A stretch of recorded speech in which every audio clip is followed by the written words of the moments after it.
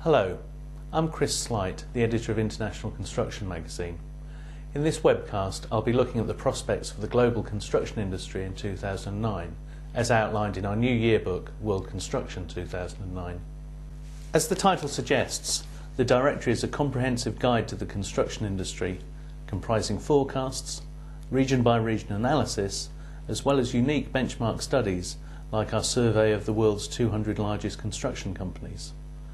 World Construction 2009 also includes a directory of 400 major construction companies around the world. The last 18 months have been tumultuous, following the credit crisis that began in the summer of 2007. This has had an impact on construction, and the effects will continue to be felt in 2009. But anyone could have told you that. The difficulty at the moment is finding accurate forecasts in what is a time of such uncertainty and rapid change. At any time, the best forecasts tend to be the most recent ones, and that particularly applies at the moment. This means that what I'm going to say comes with a health warning, that any figures are subject to possibly even more change than you would expect in normal times. In broad terms, the economic forecasting company Global Insight expects world construction output to increase 1.8% in 2009, about the same as last year.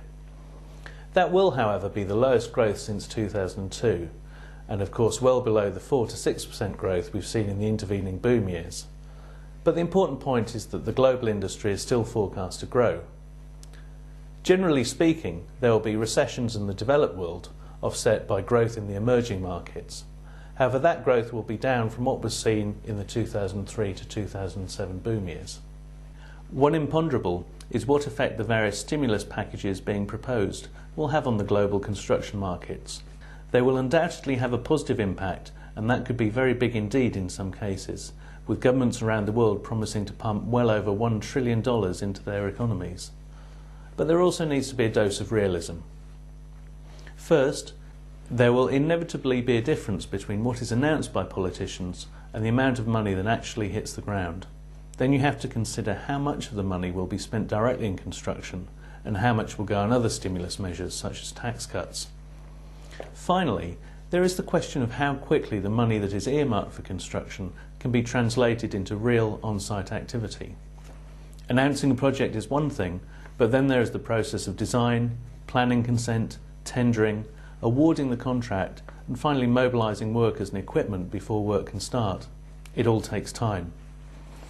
So my personal view is that it will be the second half of 2009 before we see a real positive impact for the construction industry from these stimulus packages.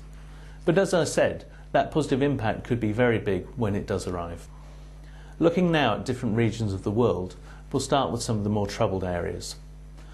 There are several forecasts available for the US, all of which point to a continued downturn. However, the range of forecasts is a little confusing. From the more optimistic Associated General Contractors of America, the AGC, which predicts the fall in construction activity to be anywhere from 1% to 7% this year. The Portland Cement Association, or PCA, says the fall will be 7%, while the most recent forecast from Global Insight puts the figure at a much bigger 14%. Western Europe is also set for a fall in construction output in 2009, although this will be tempered a little by continued strong and dynamic growth in emerging markets like Poland and the Czech Republic. According to the Euroconstruct group of economic forecasting companies, European construction output is expected to fall 4.3% in 2009, following a 2.5% drop last year. Moderate growth of 0.4% is expected in 2010, picking up to 2.2% in 2011. And really that's it for the bad news.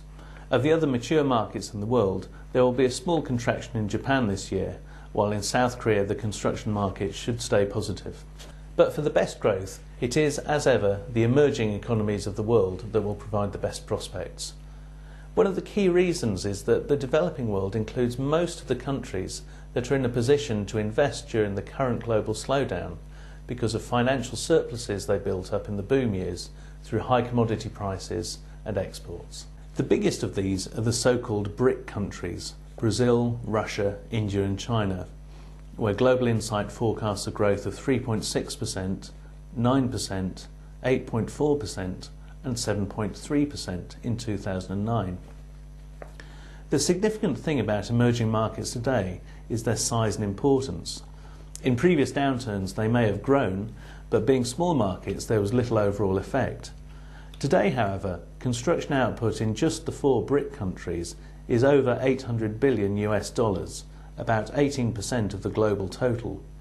Most significant is China, which is the 3rd largest construction market in the world, after the US and Japan. There will be many more highlights around the world this year, although there are unlikely to be any markets growing at the same rate they did in the 2003 to 2007 boom years, but growth will still be strong. In the Middle East, growth will be between 4 and 6% depending on the country. Similarly, in Latin America, growth will be between 2% and 5% depending on the country. In addition to these strong regions, many other countries around the world will still see good growth thanks to continued investment in infrastructure. Countries like Panama, South Africa and Vietnam are just a few that spring to mind.